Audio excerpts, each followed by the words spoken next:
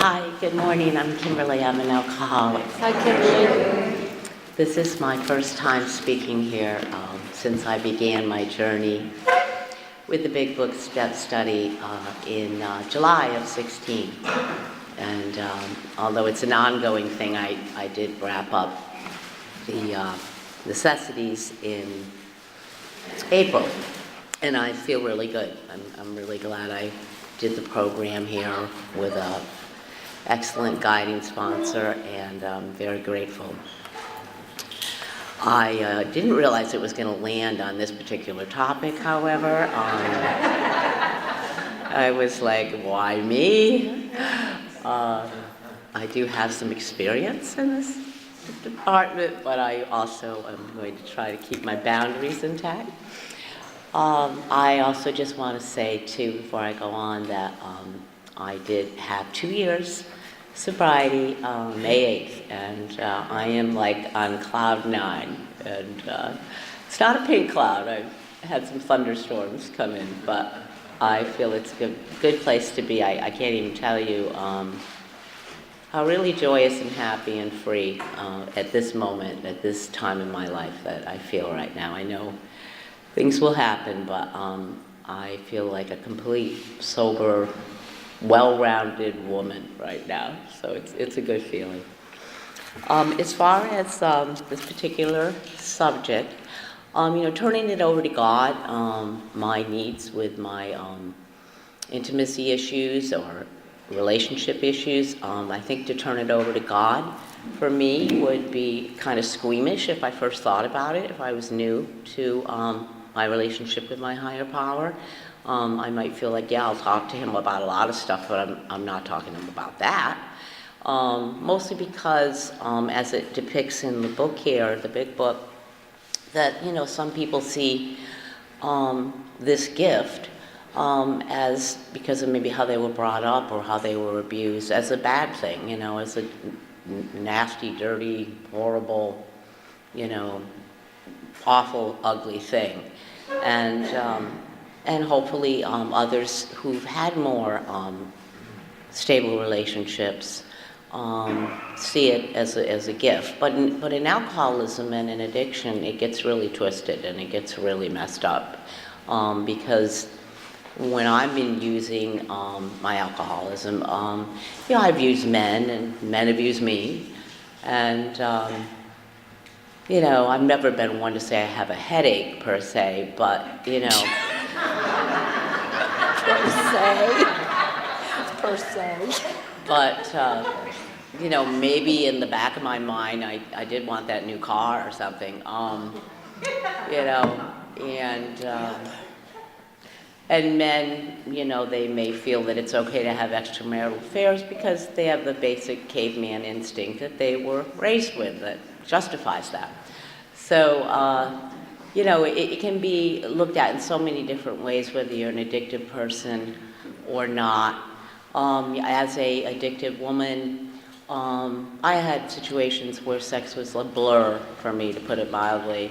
In my 20s particularly, I think each decade that you do approach in or out of sobriety is different because, when you're younger, it's natural that that's going to be an issue where you want to attract a mate, maybe, and have children and all the other things that go with that down the road. And I think, too, though, that in order to have a beautiful family and have a relationship with your husband, you have to have the higher power, and you have to have that relationship with him first, so that you can see all the good inside of you that we destroy when we turn to alcoholism and addiction. I didn't like waking up not knowing where I was the next morning or who I was with. It wasn't particularly a nice feeling. Scrambling to grab your clothes to figure out how the hell you're going to get home when you didn't even remember specifically how you got there.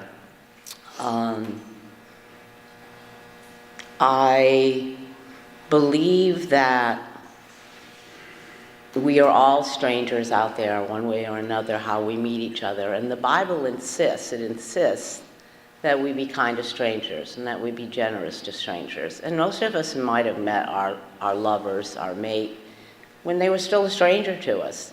You know, even high school sweethearts had to start out somewhere. And I believe that if you're lucky to have a handful of friends, whether you're in or out of recovery, that are there for you in the middle of the night or that will bail you out or get you to the hospital, you are blessed. However, in the scheme of things, we deal a lot more with strangers than we do anybody else other than those handful of 5 people that we're lucky to have maybe. And it's the strangers that float in and out of our lives that are pertinent, I feel, to our recovery. Whether they become close lovers or whether they just become someone you say hi to in the street. And I'm not saying all strangers are safe either. I'm not saying knock yourself out and say hi to everybody. But, you know, if you can establish that that person is, you know, hopefully good enough at least to smile to, do it. Because I think part of the gift of love and the gift of intimacy is also sharing on a more basic need of what love is all about, for what God would want for us without getting too preachy. And so the depths of going from being a stranger to being intimate with someone are obviously many different levels. Again, I think because I was alcoholic, I didn't realize this gift, this gift that my body allowed me to have. I probably will say something at this point that may shock my sponsor a little bit, but I read somewhere that 2 stiff drinks is the equivalent to 1 accomplished act of fornication, I should say, something along those lines, that would equal the sex feel to having sex. And I always thought, well, at least I can get the 2 drinks in me and not worry about being with the guy. And, you know, that's kind of how shallow my thinking was as far as sex goes. And I think, too, that I've been hurt enough so that I do have feelings of that I know I need to just turn it over to God, that God is really the reason I'm feeling so good today, and not a man. You know, when I get involved with men, I tend to diminish myself. I become so needy, and not in a codependent way, but just that he has to validate me. He has to desire me. He has to, you know, think that I'm the all that. And there's only one all that, and it's not me. It's definitely not me. So I just wrote a few other quick notes here, and I basically had wanted to say that it also talks about how some people perceive sex as, you know, it's not good, it's bad, it's evil, that type of thing, and that's not true either. But nor can you be a sex addict. You know, you got a problem. You're just filling another hole that we did with our alcoholism. It's very, very similar. I mean, it's interesting to me is what does lovemaking make sex okay? And does lust not? You know, which correlation is it? Is lovemaking or marriage a way to say that you know, lovemaking is justified or that sex is justified? Or is it, you know, in this day and age, just you know, one night stand and off you go? I mean, what can the conscience deal with? Do you have to wrap it in marriage to make it okay? And turning it over to my higher power to really sit down and talk to him about obviously some things that I did in my steps, that I had been jealous and suspicious and bitter. And I think sex brings those emotions out maybe more than any other topic, you know, as far as really, you know, feeling like if I felt like another woman's involved, you know, it really hurts. I mean, it's like one of the biggest hurts that I can think of. And I've gotten myself into some real jackpots with that too, horrible jackpots. One time I'd had about 6 drinks and I went in to expose a lover with a woman, and he was no good. And but I was all worked up from booze, and I interfered with the situation, and he pulled enough hair out of the back of my head that I had to wear a wig for almost a year. He just pulled like this huge amount of hair out on me. And that was all alcohol related. And another time, I was on a one-night stand, and for some reason I was taking a bath the next morning. Maybe his shower head didn't work or something. I didn't know this guy from a hill of beans. And he was blow drying his hair. And he playfully asked me what I would think if he threw the blow dryer in the bathtub. And, you know, these things started kicking through my mind. These things started going through my mind as to, you are putting your life in jeopardy because you're an alcoholic. You know, these are not funny circumstances anymore. You don't know who you're with, what you're doing. Every time you pick up that drink, you know, those are the guarantees. Not that you're going to have a good time, but that you're going to end up with some maniac that's about to throw a curling appliance into the bathtub. And I knew that wasn't what God wanted for me. You know, never mind, you know, the fact that when I was in my 20s, I was really damaged goods. I had had a childhood abuse that went from 4 to 15 that was pretty horrendous. More sadistic than sexual, but, and I won't go there, but it was bad. It was really, really bad. And so by the time I was 15 and coming out of it, as far as sex goes and such, I was a pretty good kid. I had statues in bed with me. I would keep Mary and Jesus and Joseph and the whole nativity scene hanging out, you know. Because I wanted, instead of dolls and stuff, to be protected from this perpetrator who was a family member. And so when the last spinal abuse happened, it did get sexual. The only time I ever remember splitting a personality was when I was this 15-year-old girl. And I remember, you know, I had all the statues and stuff, and it was so bad. I'll just interject this real quick, of course. I had a porcelain statue of Mary, and her head fell off one night because I dropped her from the bed. So I wrapped her head in tissue, and then I woke up one morning and I was bleeding, and I still have a scar on this elbow from Mary's decapitated head. So I want to share that with you because it's very special. But anyway, so I had made the decision to very profoundly decide whether I was going to be a nun or a nymphomaniac. I can remember it. It's clear, and I know that's a little graphic too. My mom, she's probably like this. But I truly remember that moment, you know, of Sister Kimberly, or, you know, and you obviously don't see a habit on me, so, you know. But I was confused, and I was hurt, and I was damaged goods. I always thought if I ever wrote a book back then, it would be called Damaged Goods. And it was painful. And I made a deal with this particular person that I would never tell the parents. You know, he made a deal with me that I would never tell the parents, that he would never touch me again. And I said, deal. I just said, deal. And I went through from 15 to 30 having no feelings. I was numb. I was just a perfunctory, experimental, you know, somewhat promiscuous, going into alcoholism, Barbie doll type of thing. I went to college, I don't remember college well. Everything was just a numbing period till I dealt with the depression and the abuse. From 15 to 30 was a blur for me. And that's when I became a full-blown alcoholic. Those were the years that I mushroomed into that. And in that time, I had many, many partners. I was very angry at men. I thought that I could control them and maul them the way I'd been mauled. And, you know, it wasn't 50 Shades of Grey, but it was a little rough. So, you know, these were things that I struggled with. And I also had no higher power in my life. You know, I did anything and everything to obliterate pain. Every time I drank was to obliterate. I never drank to just get drunk. So I guess in conclusion of where I'm going with all this. I thought when I first was reading this, how can you really go to God about your sex issues?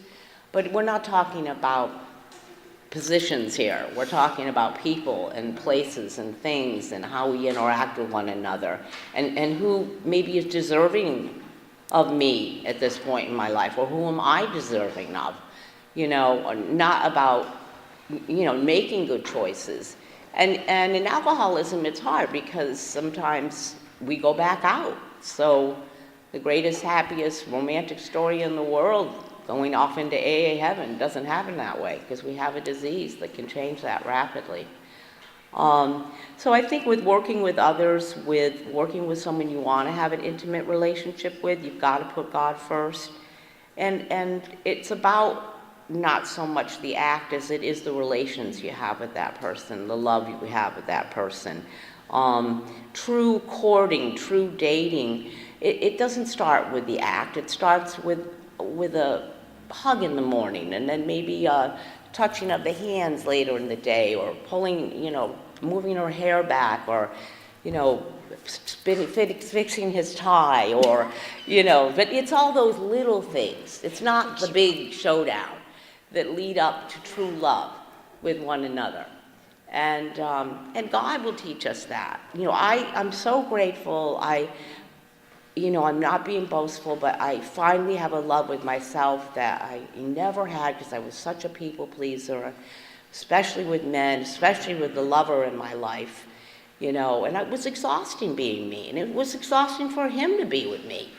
And I don't feel that way now. I do feel that if I were to talk about my God, that he would understand, and I believe validate, that this is a gift for anybody, even for me. When I was abused, I could have gone the other way. I could have been straight city. I could have been approved. Thank God that didn't happen. But that would have been the other end of the spectrum. But for anybody in here who, blames themselves for maybe some of the awful acts we did out there, the stuff we pulled, the people we hurt, the shame we brought to ourselves, and that's all part of sex with addiction. It's a big part of it, and so ours is even more intense than your average Joe or woman, Jane Doe, whatever out there, because we really bring it to the point where it's just crazy sometimes. The whole sex thing is very crazy. So again, I can turn to my God tonight. I can say to him, thank you for letting me be the woman I am. And again, for those who are younger here versus older, in your 20s it's different, and 30s, and it's your approach to that and your relationship with your sobriety and your higher power with sex. Each decade is different. But he did give us a beautiful temple, a beautiful working body, to not pour a shitload of alcohol and booze down and destroy it. I mean, if you want to enjoy the beauty of sex, how are you going to do that if you can't feel anything? So, I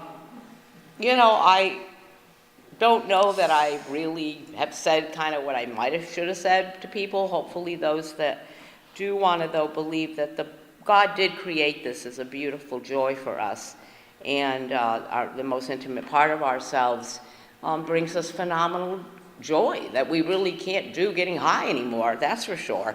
So you may as well enjoy the sex, right?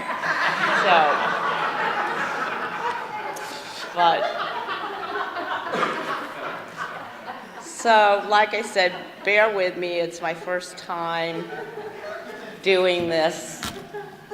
I prayed on this. I really did. I have trouble with boundaries. This is mild compared to where I could go sometimes. But